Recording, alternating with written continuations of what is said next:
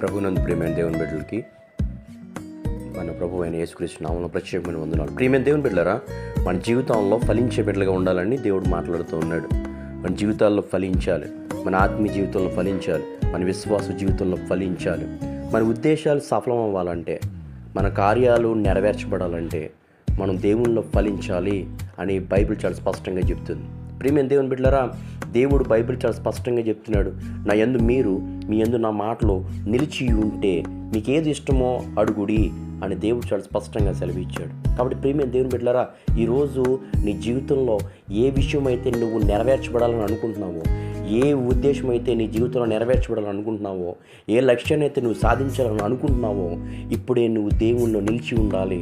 ఇప్పుడే దేవుడు నీలో నిలిచి ఉండాలి. నువ్వు దేవునితో, నీలో దేవునితో నువ్వు నిలిచి ఉంటే తప్పకుండా దేవుడు నీ జీవితంలో మేలని కార్యం చేస్తాడు. ఒక గొప్ప కార్యముని దేవుడు నీ పట్ల జరిగించి ఈ సమాజంలో, ఈ లోకంలో ఒక గొప్ప వ్యక్తిగా, ఒక గొప్ప శక్తిగా నిన్ను నిలబెడతాడని దేవుడు ఈరోజు నీకు సెలవిస్తూ ఉన్నాడు. దేవుడు నిన్ను దీవించి ఆశీర్వదించును గాక. ఆమేన్.